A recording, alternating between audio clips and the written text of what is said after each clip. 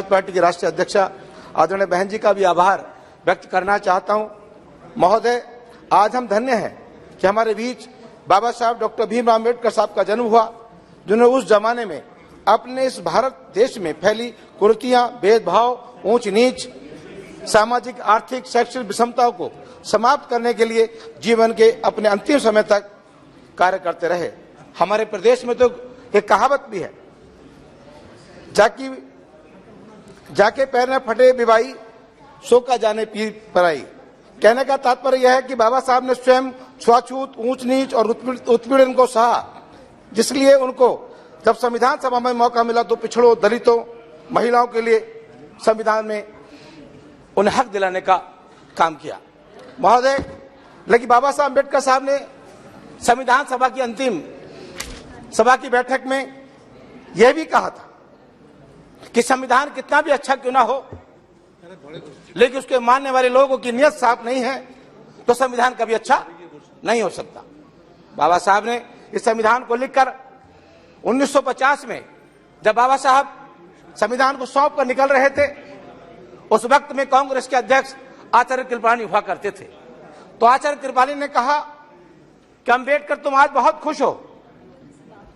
बोला, हाँ, आज मैं बहुत खुश हूं क्योंकि मैंने इस देश के अंदर पहले राजा के देव परिवार में ही राजा पैदा होता था, मैं इस देश के अंदर भिखारी के परिवार में भी राजा पैदा करने की व्यवस्था मैंने संविधान में लिखने का काम कर दिया है। देश में राजा के घर में राजा पैदा नहीं होगा, एक गरीब परिवार में भी राजा पैदा होने की व्यवस्था इस देश के अंदर मैं लागू करने का काम करता हूं।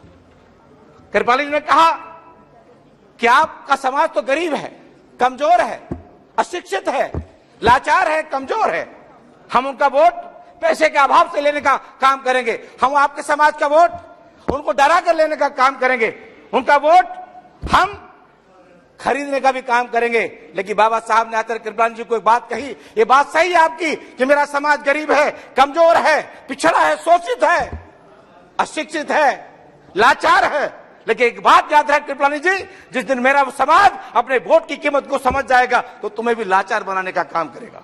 और साथ ही जब अब उनका समाज ने वोट का महत्व समझा, अब वोट का महत्व समझने के बाद 1952 में जो पहला चुनाव हुआ, इस देश में जिस व्यक्ति ने देश का संविधान लिखा हो, देश में गैर बराबरी की व्यवस्था को खत्म किया हो, इस देश में समतामूलक समाज की स्थापना की हो, इस देश के अंदर भाईचारा कायम किया हो, इस देश में सभी को बराबरी का हक दिया हो, इस देश में राजा की वोट की कीमत एक तो भिखारी की वोट की कीमत भी एक करने का काम किया हो, ऐसे व्यक्ति को जब चुनाव में गए तो उस वक्त में कांग्रेस में जवाहरलाल नेहरू जी की हवा थी, उनका संदेश था पूरे देश में। लेकिन बड़े दुख की बात है कि ऐसे नेता को हराने के लिए जवाहरलाल नेहरू जी ने उनका विरोध करके और उनके पीए कजरोलकर को चुनाव जिताकर बाबा साहब को चुनाव हराने का काम किया। ये कितने दुख की बात है कि जो आज परम कुछ बाबा साहब अम्बेडकर साहब की बातें तो करते हैं, लेकिन बाबा साहब के साथ जो शोषण कांग्रेस ने किया, मैं समझता हूं किसी और ने तो शोषण करने का काम नहीं किया। बाबा साहब अम्बेडकर साहब तो पहले चुनाव में हारे,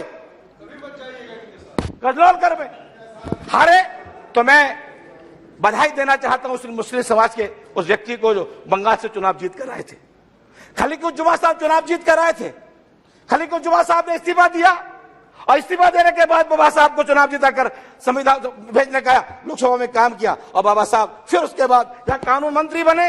लेकिन सरकार में रिमोट किसके हाथ में था? आज इधर के लोग बड़े रिमोट की बात करते हैं, लेकिन उस वक्त भी रिमोट किसके हाथ में था? कानून मंत्री थे। बाबा साहब चाहते थे देश के अंदर कि अगर पुरुष को प्रधान देश माना जाता है देश, पुरुषों को और अधिकार हो तो महिलाओं को भी पूर्ण अधिकार इस देश के अंदर मिलना चाहिए। ये बाबा साहब इस देश के अंदर हिंदू कोड भी लेकर आए और हिंदू कोड भी लाकर देश में उन्होंने व्यवस्था दी कि देश के अंदर महिला चपरासी बनेगी तो इस देश के अंदर महिला अधिकारी बनने का भी काम करेगी। इस देश में महिला प्रधान बनेगी तो देश की प्रधानमंत्री भी एक महिला बनेगी। ऐसी व्यवस्था परम कुछ बाबा साहब अम्बेडकर साहब ने हिंदू कोड बिल में व्यवस्था देने का काम किया था। लेकिन दुर्भाग्य है उस वक्त की सरकार ने बाबा साहब को इतना परेशान करने का काम किया, उन्होंने अंत में आकर कानून मंत्री से इस्तीफा कांग्रेस को देने का काम किया। दुर्भाग्य की बात है। लेकिन साथियों, उसके बाद बहुजन समाज पार्टी के राष्ट्रीय अध्यक्ष इस देश में बाबा साहब ने आर्टिकल 340 में पिछड़े को 27% का आरक्षण दिया। 341 और 342 में SC ST को 15%, 7.5% का आरक्षण देने की बात कही। 1952 में सरकार बनी, बाबा साहब ने अनुसूचित जाति, अनुसूचित जाति के लोगों के लिए तो आरक्षण दिलाने की व्यवस्था कर दी। जब उन्होंने पिछड़ों की बात कही तो कांग्रेस ने कमीशन काका कालेकर के नाम से कमीशन बनाने का काम कर दिया। आरक्षण देने की बात नहीं करी, जो 27% आरक्षण मिलना चाहिए था, काका कालेकर की कमीशन बनाने का काम कर दिया। उसके बाद मंडल कमीशन को बनाने का काम कर दिया। लेकिन 1989 में देश में फिर लोकसभा का 9वीं लोकसभा का चुनाव हुआ। उसमें बहुजन समाज पार्टी के राष्ट्रीय अध्यक्ष आदरणीय बहन कुमारी माइती जी, जिस जनपद से मैं चुनकर आया हूं, आदरणीय बहन कुमारी माइती जी उसी 89 में बहुजन समाज पार्टी की राष्ट्रीय अध्यक्ष लोकसभा 9वीं लोकसभा चुनकर आई। जब 9वीं लोकसभा में चुनकर आई, उस वक्त में बीपी सिंह देश के प्रधानमंत्री बनने वाले थे, लेकिन उनके पास 3 वोटों की कमी पड़ रही थी, 3 सांसदों की कमी थी। माननीय काशीराम साहब से, बहन कुमारी माइती से आदरणीय बीपी सिंह जी मिले। उन्होंने कहा कि आप हमें 3 वोटों का समर्थन दे दो, पत्र हमें दे दो, इस देश के प्रधानमंत्री पे मैं पहुंच जाऊंगा। तो परम पूज्य बाबा साहब, माननीय काशीराम साहब ने कहा ठीक है। बोले इसके बदले कोई मंत्री ले लो, मंत्री पद ले लो। बोला मुझे मंत्री पद नहीं चाहिए, मैं चाहता हूं इस देश में मेरी 3 मांगे, अगर इस बात अगर आप मांगेंगे तो मैं आपको समर्थन पत्र दे दूंगा। कि बड़ी खेद की बात है कि कांग्रेस के इतने लंबे समय से इस देश के अंदर कांग्रेस की सरकार ने नाचने वालों को, गाने वाले को, खेलने वालों को तो भारत रत्न की उपाधि सम्मानित करने का काम किया, लेकिन जिस व्यक्ति ने देश का संविधान लिखा उसे भारत रत्न की उपाधि सम्मानित करने का काम कांग्रेस ने नहीं किया। मैं चाहता हूं, मैं समर्थन आपको दे दूंगा, लेकिन आपको सबसे पहले परम पूज्य बाबा साहब अम्बेडकर साहब को भारत रत्न की उपाधि से सम्मानित करना पड़ेगा। बीपी सिंह जी ने कहा ठीक है, मैं आपकी शर्त को मानता हूं। दूसरी हमारी मांग है, ये देश धर्मनिरपेक्ष देश के नाम से जाना जाता है, इस देश पे सबको बराबरी का अधिकार है, संविधान के तहत सबको बराबरी का हक है। ये देश सभी धर्मों का सम्मान करता है, इसलिए किसी भी धर्म को ये इजाजत नहीं कि दूसरे धर्म का शोषण ये देश के अंदर करने का काम कोई व्यक्ति करे। और तीसरी मांग, माननीय काशीराम साहब ने कहा कि जो मंडल कमीशन की रिपोर्ट ये देश में अभी तक लागू नहीं हुई, परम पूज्य बाबा साहब अम्बेडकर साहब ने संविधान में 27% का आरक्षण इन पिछड़े समाज के लोगों को दिया है। मैं चाहता हूं देश के अंदर कि मंडल कमीशन की रिपोर्ट लागू हो और पिछड़े समाज को तो आर्टिकल 340 में ये व्यवस्था दी थी कि 27%, चाहे वो नौकरी में हो, चाहे वो राजनीतिक में हो, उनको हक और अधिकार मिले।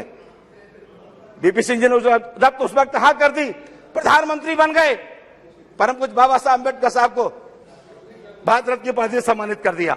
लेकिन जब मंडल कमीशन की रिपोर्ट को लागू करने की बात आई तो बीपी सिंह जी भी हिबा वाली करने लगे। उन्होंने मंडल कमीशन की रिपोर्ट को लागू नहीं किया। माननीय काशीराम साहब ने कहा अगर आप मंडल कमीशन की रिपोर्ट लागू नहीं करोगे तो मैं कोर्ट क्लब हाउस में धरना दूंगा। उन्होंने वोट क्लब हाउस में धरना दिया और कहा बीपी सिंह जी से कि देश हमारा, राष्ट्र तुम्हारा नहीं चलेगा, नहीं चलेगा। ये नारा माननीय श्री काशीराम साहब ने देने का काम किया था और कहा था बीपी सिंह जी की सरकार में कि हम वोट से लेंगे पीएम और सीएम और आरक्षण लेंगे एसपीडीएम, ये नारा दिया। और साथ ही बाद में माननीय काशीराम साहब ने जब वोट क्लब हाउस में 6 महीने तक धरना चलता रहा, माननीय 2 मिनट धरना चला तो बीपी सिंह जी जब कहने लगे कि अगर आपने मंडल कमीशन की रिपोर्ट लागू नहीं की तो मैं आपकी सरकार को गिरा दूंगा। तो उस वक्त में फिर रात को 12 बजे देवीलाल जी उस वक्त प्रधानमंत्री हुआ करते थे, वो प्रधानमंत्री हुआ करते, उनसे मिले माननीय काशीराम साहब कि आप चिंता ना करें, आप मंडल कमीशन की रिपोर्ट की मेरी वकालत करो, मैं आपको अगला देश का प्रधानमंत्री देखना चाहता हूं। वहां से माननीय काशीराम साहब की तरफ को देखकर बोले तुम्हारे पास 3 तो सांसद हैं, तुम मुझे देश का प्रधानमंत्री कैसे बना दोगे? बोले मैं ऐसे बना दूंगा कि मैं 22.5% खुद बैठा हूं और 54% की वकालत कर रहा हूं पिछड़ों को वोट का अधिकार, पिछड़ों का आरक्षण को लागू करने के लिए। तो सारे 85% के लोग तुम्हें वोट देंगे, तुम्हें देश का प्रधानमंत्री बनने से कोई रोक नहीं सकता। तब ये बात चली पता बीपी सिंह को।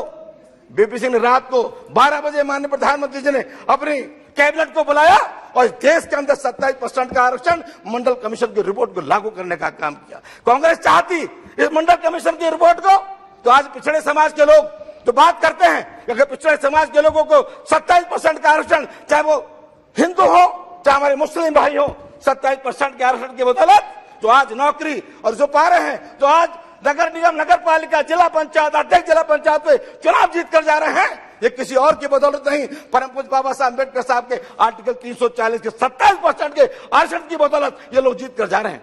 तो मैं चाहते ना कहते मानवर, आपसे इतना कहना चाहता हूं, आज 75 साल इस देश की आजादी को हो गए हम लोग। कृपया समाप्त कीजिए।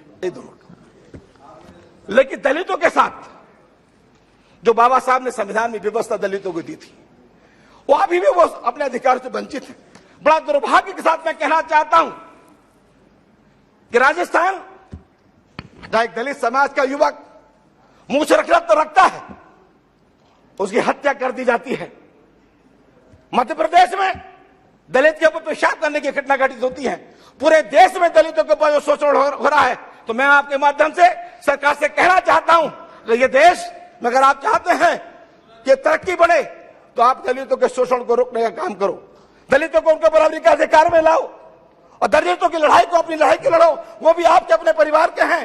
तो मैं आपके माध्यम से इतना कहना चाहूंगा कि 75 साल में आज हम लोग संकल्प लें कि जब नए संसद भवन में हम प्रवेश करें, इस लोकतंत्र के इस मंदिर से, पुराने मंदिर से जाकर नए मंदिर हम जाएं, तो वहां पर सरकार की सोच बदले और पूरे देश में जो दलितों को पूरा अत्याचार हो रहा है, वो अत्याचार बंद हो और हर दलित को न्याय मिले। बहुत बहुत धन्यवाद। आपके माध्यम रखना चाहता हूं। आपका बहुत बहुत धन्यवाद। धन्यवाद। श्री